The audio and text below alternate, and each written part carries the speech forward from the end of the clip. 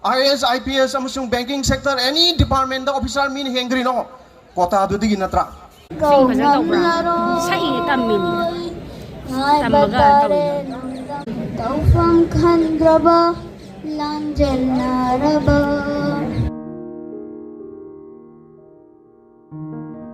Kurumjari mayam ngasidi blog sinamaroigi khanbani adubu memory oinaba na blog amuk namme mayam su dum support tawbiramo mayam sigi laisi yangu yam kuire angang oringai da yumda khara urakhibdagi ubu phangdre du ngasidi jantra mantra da protest lakpada thengna dana ise lambi matai da khamaga ko phajamanna hegle e adu mayam ngasi su awabada awaba haibado tangdu laita da ba haibado oire irei pak iram damje mikap mirau khona thalle karam kananu tangdu laita na leirakadaba mayam loiba phawba sum yengmina se koi family su support to bolak po oina jantra mantra da protest la ambane loiba phawba dum yengmina se ko mayam for all of us to decide how to defend ourselves, because Manipur is now part of India.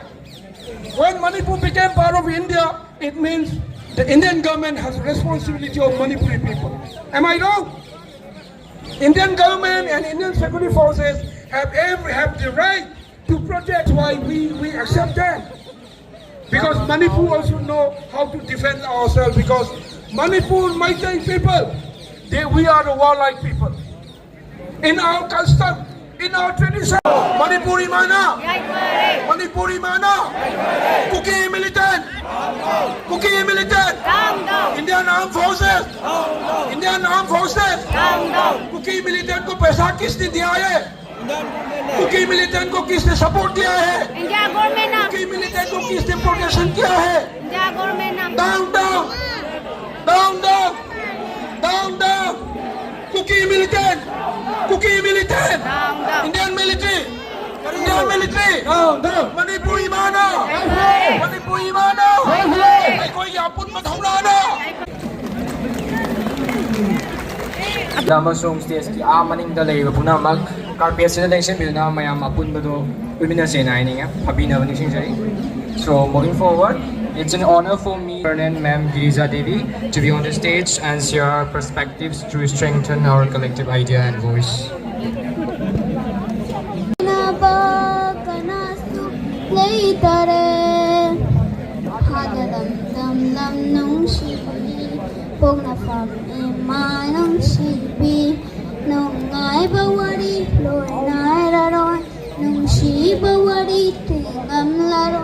Awabawari kau ngam laroy ai khoi gi kari irano hinbada asuk wahaiba wakal chokhare khanbada tungi punsi nakari oirakani hinna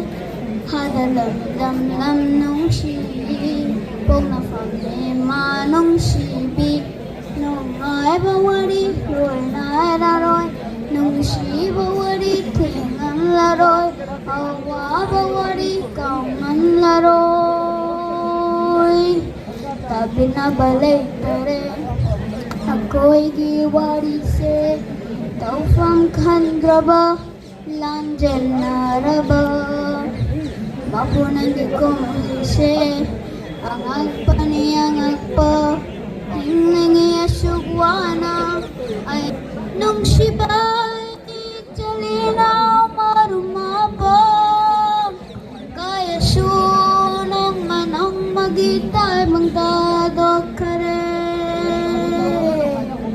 hadalang nung sibi po na from sing fazal tawbra sai tamini tamaga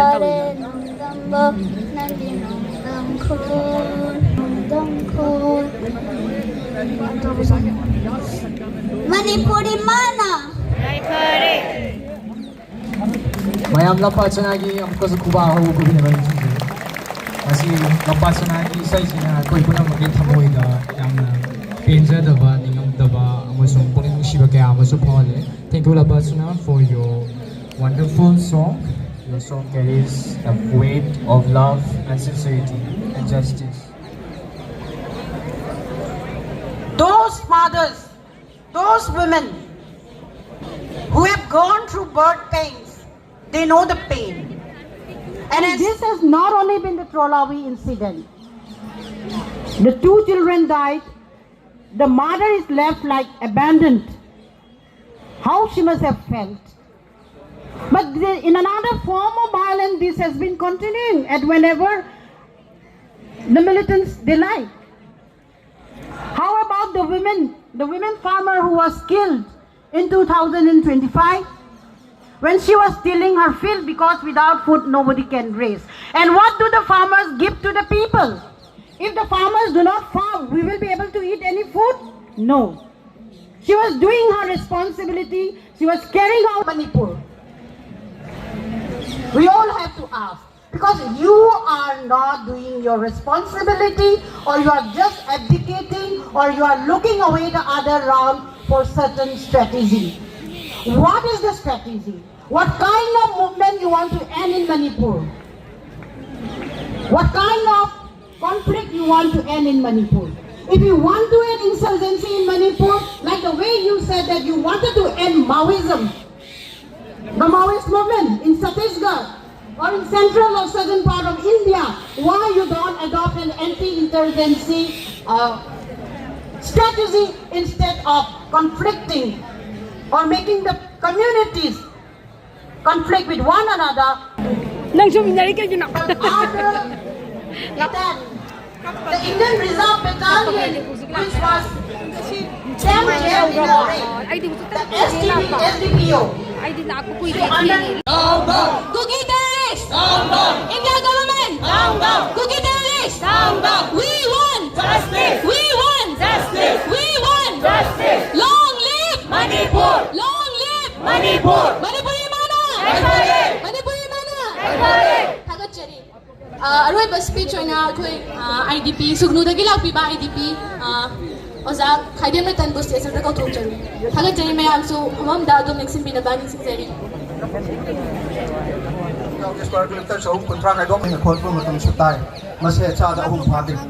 So the question is, ꯑꯩꯒꯤ ꯇꯨꯡꯗ ꯍꯧꯔꯛꯀꯗꯣꯏꯕ ꯏꯆꯥ ꯏꯅꯥꯎꯁꯤꯡ ꯑꯁꯦ ꯆꯥꯗ 3 ꯐꯥꯗ꯭ꯔꯕ square kilometre 750 ꯔꯤꯌꯦꯂꯤꯇꯤꯅꯤꯀꯣ ꯁꯦ ꯍꯧꯖꯤꯛ real ꯇꯥꯏꯝꯗ ꯑꯩꯈꯣꯏꯒꯤ ꯈꯨꯠꯇ ꯂꯩꯍꯧꯔꯤꯕ ꯂꯝꯁꯦ ꯁꯤ ꯈꯛꯇ ꯉꯥꯏꯔꯕꯅꯤ. ꯑꯩꯒꯤ ꯏꯄꯥ ꯏꯄꯨꯅ ꯊꯋꯥꯏꯅ ꯄꯣꯟꯊꯥ ꯄꯤꯗꯅ ꯏꯟꯗꯤꯌꯥꯗ ꯌꯥꯎꯕ ꯃꯇꯝꯗ ꯑꯩꯈꯣꯏꯅ ꯄꯤꯈꯤꯕ ꯂꯝ ꯑꯗꯨꯗ ꯉꯁꯤ ꯀꯔꯤ ꯇꯧꯕꯗꯒꯤ ꯑꯩꯈꯣꯏꯅ ꯉꯁꯤꯒꯤ ꯂꯝ ꯃꯆꯦꯠ ꯑꯁꯦ ꯈꯛꯇꯗ ꯑꯩꯈꯣꯏꯒꯤ ꯐ꯭ꯌꯨꯆꯔ ꯖꯦꯅꯦꯔꯦꯁꯟ ꯑꯁꯤꯗ ꯑꯩꯈꯣꯏꯅ ꯄꯤꯔꯝꯒꯗꯣꯏꯅꯣ? ꯑꯩꯒꯤ ꯏꯆꯥ ꯏꯅꯥꯎꯗꯣ ꯃꯨꯠꯂꯅꯤ ꯍꯥꯏꯕꯁꯦ ꯁꯤꯅ ꯑꯗꯨꯝ ꯇꯥꯛꯑꯗ꯭ꯔꯥ? ꯎꯃꯪꯗ ꯂꯩꯕ ꯁꯥ ꯉꯥ ꯐꯥꯎꯕ ꯃꯨꯠꯀꯗꯧꯔꯦ ꯍꯥꯏꯔꯒꯗꯤ endanger ꯑꯣꯏꯔꯒꯗꯤ ꯃꯨꯠꯈꯤꯗꯅꯕ extinct ꯑꯣꯏꯗꯅꯕ वाइल्ड लाइफ प्रोटेक्शन एक्ट सेंबीदुना सादुबु मागी हैबिटेटसिंगदुबु ngapi senbirga thamari manipurda leiba mitai aikoidi ngasi aigi leifamse leirakta matamda aigi future generation gi survival gi question se at stake la aba matam asida aikoi karamba aina india gi constitution akoi ngapi senbirge aduna lakchani ba akoi pun mangna hangada question asidi tungi miron gi damakta asugumba apartheid oraba mathong oktraba ain singa se kanana simdo pigdoino masi kanana kakta aikoigi tungda horokdu chaina sing chigi tobiram godo siganano. The question is asi akoi loin hangminaba kaugonsi mathangda aikoi scheduled tribes se masi phangma matamda sininaw sing maru mapang sing mun khanbiu aigi oiba personal assessment di Manipur Shanti Purupangame Manipur ka hen badasu masina achauba kholai urakani aigi logic to thamjage Manipur da leiba mitai akhoi लाइक लाइसु हेबा अखोनि याम हेली मिसिंग याम मसो खोनि हेली अदुगा करिगि दमक्ता IAS IPS अमसुंग बैंकिंग सेक्टर एनी डिपार्टमेंट दा ऑफिसर मीन हेंग्रिनो कोता दुदिगि नत्रा मिtai अखोइदि मणिपुर दा हेबा तमदा हिंगमिनसि हाइबनि अखोइदि मणिपुर का हाइ लोइसे हाइबनि अदुना अखोइना एम्पावर तोरकदब सेलु ट्राइब असे अखोइना फांगपो मतमददि मणिपुर दा शांति हंजलकनि अमसुंग मणिपुर दा मिtai mapangan kalalagadi Manipur ka heloi mitai hingmang amgani haba potsa ai hamjadi we are very significant akoi amaroi ba ꯑꯩꯈꯣꯏꯒꯤ ꯃꯥꯂꯦꯝꯗ ꯑꯗꯣ ꯇꯣꯉꯥꯟ ꯇꯣꯉꯥꯟꯕ ꯃꯌꯥꯝꯁꯤꯡꯁꯤꯗ ꯑꯩꯈꯣꯏ ꯍꯥꯟꯅꯗꯒꯤ ꯗꯦꯜꯂꯤꯗ ꯂꯩꯔꯤꯕ ꯂꯨꯞ 12ꯁꯦ ꯑꯩꯈꯣꯏ ꯄꯨꯂꯞ ꯄꯨꯜꯂꯀꯥꯟꯗ ꯑꯩꯈꯣꯏ ꯑꯃꯠꯇ ꯑꯣꯏꯅ ꯂꯦꯞꯃꯤꯟꯅꯗ ꯌꯥꯗꯦ ꯍꯥꯏꯕ ꯐꯤꯔꯦꯞꯇ ꯑꯩꯈꯣꯏꯅ ꯂꯦꯞꯄꯤꯕꯁꯤꯅ ꯄꯥꯎꯖꯦꯜ ꯑꯃ ꯑꯣꯏꯔꯒ ꯃꯥꯂꯦꯝꯒꯤ ꯃꯌꯥꯝꯗ ꯑꯩꯈꯣꯏꯅ ꯑꯁꯨꯃꯥꯏꯅ ꯂꯦꯞꯃꯤꯟꯅꯕꯁꯦ ꯉꯁꯤꯒꯤ ꯄꯨꯋꯥꯔꯤꯗ ꯑꯣꯏꯍꯧꯔꯁꯅꯨ ꯍꯥꯏꯕꯒ ꯂꯣꯏꯅꯅ ꯃꯌꯥꯝ ꯂꯧꯖꯔꯛꯀꯦ ꯃꯅꯤꯄꯨꯔ ꯏꯃꯥꯅ ꯃꯅꯤꯄꯨꯔ ꯏꯃꯥꯅ कुकी मिलिटेंट भारत सरकार इंडियन आर्मी कुकी को किसने सपोर्ट दिया है कुकी को पैसा किसने दिया है कुकी मिलिटेंट को किसने पैसा दिया है down down down down down down Manipur या पुन में सकता मणिपुर या पुन में सकता मणिपुर ना मणिपुर की कम्युनिटी अदुगा लोइना लोइना अखोई की सी पायरा खांदा अखोई ngасai chappo dumaina amuktang chatminasi raun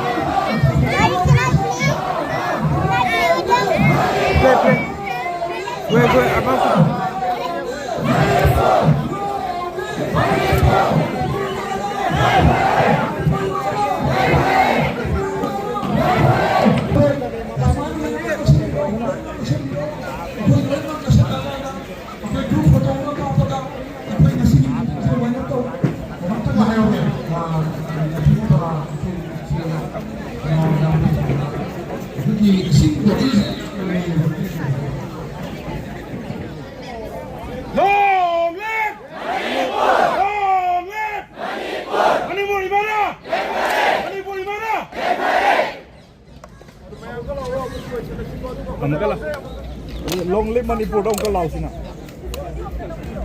Long live Manipur! Long live Manipur! Long live Manipur! We want justice! We want justice!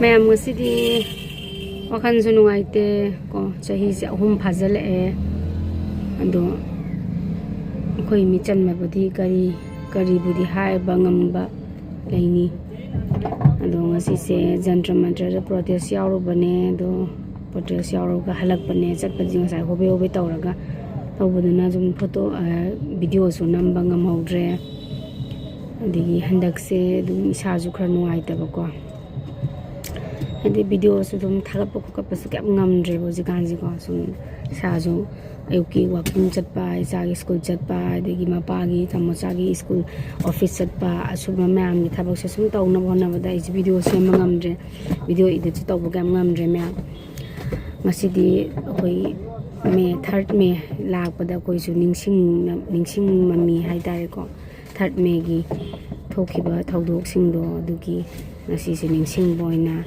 akoi protest yauru bane jantra mantra da deri gi ko ado je hale thau yaudre na thau se halam bane ko se da khamaga adumai tawe mem nuaite yamna nuaite hairaga matam di sum haugi ko sahi sum osle mai te nuaite hairaga tha adum amam haugi na sahi se khamau de sahi ahum sure ko sahi ahum kung phare hembu hanjela e ko aduna nam nuaite tawriba mem je ko kari haidoino haibam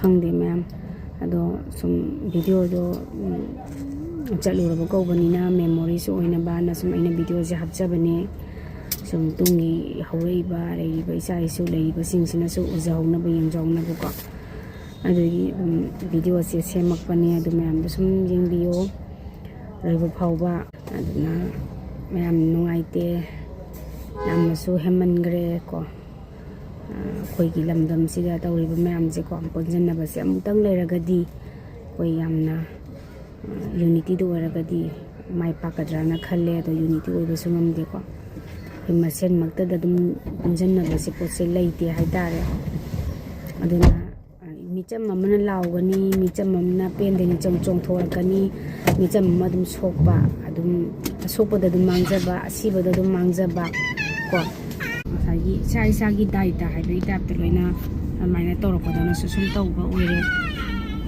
ꯑꯗꯨꯅ ꯃꯌꯥꯝ ꯁꯤꯅꯤ ꯀꯔꯤ ꯍꯥꯏꯗꯣꯏꯅꯣ ꯅꯨꯡꯉꯥꯏꯇꯦ ꯌꯥꯝꯅꯀꯣ ꯍꯥꯏꯐꯝꯁꯨ ꯈꯪꯗꯦ ꯃꯌꯥꯝꯁꯨ ꯁꯨꯝ support ꯇꯧꯕꯤꯔꯛꯑꯣ ꯑꯗꯨꯒ ꯁꯋꯥꯏꯗ ꯂꯣꯏꯁꯜꯂꯒꯦ ꯉꯁꯤꯒꯤꯗꯤ ꯌꯥꯝ ꯇꯣꯏꯅ ꯚꯤꯗꯤꯑꯣ ꯍꯥꯞꯄꯁꯨ ꯉꯝꯗ꯭ꯔꯦ ꯊꯕꯛꯁꯦ ꯑꯗꯨꯛꯀꯤ ꯃꯇꯤꯛ ꯆꯤꯟꯕꯅꯤꯅ ꯑꯗꯨꯅ ꯃꯌꯥꯝꯁꯨ ꯅꯨꯡꯉꯥꯏꯅ ꯐꯖꯅ ꯍꯔꯥꯎ ꯍꯔꯥꯎ ꯅꯨꯡꯁꯤ ꯆꯥꯟꯅꯅ ꯂꯩꯃꯤꯟꯅꯁꯤ ꯑꯃꯒ ꯌꯥꯝꯅ ꯀꯣꯑꯣꯄꯔꯦꯠ ꯄꯤꯅꯔꯒ ꯁꯞꯄꯣꯔꯠ ꯇꯧꯅꯔꯒ ꯍꯤꯡꯃꯤꯟꯅꯁꯤꯀꯣ ꯑꯩꯈꯣꯏ ꯁꯨꯃꯥꯏꯅ ꯍꯥꯏꯔꯒ ꯁ꯭ꯋꯥꯏꯗ ꯂꯣꯏꯁꯤꯟꯖꯔꯒꯦ ꯉꯁꯤꯒꯤꯗꯤ ꯊꯦꯡꯁꯨ ꯊꯦꯡꯉꯦ ꯍꯜꯂꯛꯇ ꯉꯥꯏꯔꯤꯕꯀꯣ ꯄꯨꯡ 5 ꯃꯈꯥꯏ 6 ꯇꯥꯁꯜꯂꯛꯑꯦ ꯁꯤꯗꯗꯤ ꯃꯇꯝꯗꯣ ꯌꯥꯝ ꯁꯥꯡꯅ ꯂꯧꯕ ꯌꯥꯗꯕꯅꯤꯅꯀꯣ ꯄꯨꯡ 2ꯗꯒꯤ ꯍꯧꯕꯅꯦ ꯑꯗꯨꯒ ꯄꯨꯡ 5ꯗ ꯂꯣꯏꯕꯅꯦꯕꯀꯣ ꯑꯗꯨꯃꯥꯏꯅ ꯇꯧꯔꯒ ꯉꯁꯤꯗꯤ ꯄ꯭ꯔꯣꯇꯦꯁꯁꯨ ꯌꯥꯎꯔꯨꯔꯦ ꯅꯨꯡꯁꯨ ꯅꯨꯡꯉꯥꯏꯇꯦ ꯑꯉꯥꯡ ꯈꯪꯖꯗꯕ ꯑꯗꯒꯤ ꯀꯩꯝꯇ ꯈꯪꯖꯗꯕ ꯃꯌꯥꯝ ꯉꯥꯛꯇꯅꯤ ꯍꯧꯖꯤꯛꯁꯦꯀꯣ ꯁꯤꯔꯤꯕꯁꯤꯡꯁꯦ ꯏꯆꯝ ꯆꯝꯅ ꯍꯤꯡꯖꯕ ꯀꯣ ꯃꯃꯥ ꯂꯩꯕꯥꯛꯄꯨ ꯈꯟꯖꯕ ꯅꯤꯡꯖꯕ ꯈꯛꯇꯅ ꯆꯣꯡꯊꯣꯛꯆꯔꯛꯑꯒ ꯂꯥꯏꯕꯛ ꯊꯤꯕ ꯍꯥꯏꯗꯨ ꯑꯣꯏꯔꯦꯀꯣ ꯑꯗꯨꯅ ꯁꯤꯒꯤ ꯈꯜꯂꯒ